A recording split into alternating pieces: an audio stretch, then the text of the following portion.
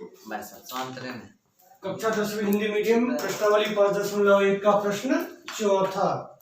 सभी लोग देखिए, चौथे प्रश्न में हमें क्या करना है। आपको एक नंबर की संख्याओं की सीरीज सूची दी गई है। आपको पहले जांच करना है कि वो एपी मतलब समांतर श्रेणी है या नहीं है, और अगर वो समांतर श्रेणी है तो इन 4 पदों के बाद के 3 और पद आपको ज्ञात करने के, इसके आगे के 3 पद और कौन कौन से होंगे। ठीक है, तो देखिए बहुत सरल है, अच्छे से समझिएगा, समझ में आ जाएगा। तो देखिए ये आपकी सूची है, ये पहला है, ये दूसरा है, ये तीसरा है, ये चौथा पद है। तो पहले मान लेंगे, माना दी गई सूची में A1 बराबर 2, A2 बराबर 5/2, A3 बराबर 3 और A4 बराबर 7/2। पहले पद को A1 बोलते हैं, दूसरे पद को A2, तीसरे को A3, चौथे को A4, पांचवे को A5। ठीक है, तब आप कैसे चेक करोगे कि ये एपी है कि नहीं है। एपी मतलब समांतर श्रेणी क्या होती है, ऐसी संख्याओं की सूची जिनके बीच का अंतर प्रत्येक जगह पर समान हो। तो आप क्या निकालोगे, बीच का अंतर। तो कैसे बीच का अंतर कैसे निकलता है, दूसरी में से पहली को घटा के, तीसरी में से दूसरी को घटा के, चौथी में से तीसरी को घटा के। तो अपन ने क्या निकाला, पहले A2 माइनस A1। मान रखिए 5/2 ऋण 2, अब ये बटे में तो ये भी बटे में, घटाना है तो क्या लेंगे, लघुत्तम 2 एकम 2 अलग अलग है तो गुणा, तिर्यक गुणा, तो 5 ऋण 4 तो बराबर 1/2। अब फिर A3 माइनस A2, इसमें से इसको वही चेक करें हर एक के बीच का अंतर बराबर है कि नहीं। तो कितना, A3 कितनी 3 ऋण A2 कितनी 5/2, अब इससे भी बटे के रूप में क्या है, लघुत्तम 2, तिर्यक गुणा, तो 3 दूनी 6 ऋण 5 एकम 5 तो 1/2। ये दोनों तो आए बराबर। जब 2 बराबर आए तो तीसरा भी चेक करना है, क्या, A4 माइनस A3। तो A4 कितना 7/2 ऋण 3 के बटे में कुछ नहीं तो 1, लघुत्तम आया 2 एकम 2, तिर्यक गुणा, तो 7 ऋण 6 बराबर 1/2। देखिए सभी अंतर बराबर है। तो लिखेंगे यहां A2 माइनस A1 बराबर है A3 माइनस A2 के, है बराबर। अगर ये दोनों बराबर नहीं होते तो तीसरा हम नहीं निकालते। अगर शुरू के दो बराबर ना हो तो लिख दोगे A2 माइनस A1 बराबर नहीं है A3 माइनस A2 के।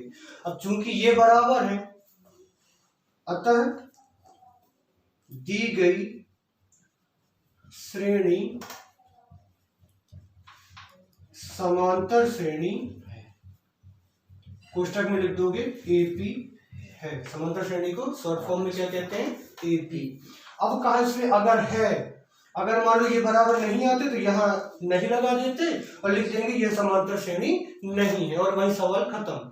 अब इसमें है आया है, तो है आया तो अपन को अगले 3 पद ज्ञात करने हैं। तब अब जब अगर है तो प्रथम पद ए लिख लो और सर्वांतर डी लिख लो। प्रथम पद ए क्या है, देखिए 2, और सर्वांतर डी क्या है, तो ये आपने सबके अंतर निकाले हैं। तो जो अंतर निकला है वो ये सर्वांतर, कितना 1/2।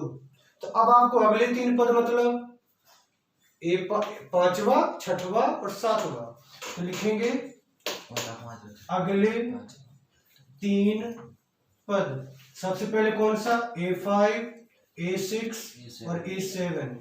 A5 का सूत्र क्या होगा, A धन 4D। तो A धन 4 गुणित D का मान 1/2, 2 दूनी 4, A का मान भी रख लो कितना 2। तो ये देखो 2 एकम 2, तो 2 में 2 जोड़े तो 4।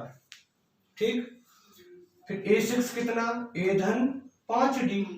तो A मतलब 2 धन 5 गुणित 1/2। अब ये कट नहीं रहा है तो 2 धन 5/2, अब इसके बटे में कुछ नहीं तो 1, तो बराबर तिर्यक गुणा 2 एकम 2, 2 दूनी 4 धन 5 बराबर 9/2। फिर ऐसे ही कौन सा A7 A धन 6D, तो 2 धन 6 गुणित 1/2, फिर 2 से ये कट गए 3, ये हो गए 3 एकम 3, और 3 में 2 जोड़े तो 5। अतः दी गई कौन सी श्रेणी, समांतर श्रेणी के अगले 3 पद क्रमशः कौन कौन से हैं, 4, 9/2 व 5 हैं। ठीक है, आया सबकी समझ में, यहां तक आएगा। और अगर ये समांतर श्रेणी है तो फिर इनमें मान रख देंगे। इनका एक और तरीका है ज्ञात करने का, कि जैसे 5वां ज्ञात करना है तो आप चौथे में डी को जोड़ दो तो 5वां आ जाएगा, फिर 5वें में डी को जोड़ोगे तो 6वां आ जाएगा, फिर 6वें में डी को जोड़ोगे तो 7वां आ जाएगा। वो डी तो जोड़ता जाता है ना हर बार, तो ऐसे भी निकाल सकते हैं। आया सभी की समझ में? अगर वीडियो समझ में आया हो और अच्छा लगा हुआ तो लाइक शेयर सब्सक्राइब जरूर करें।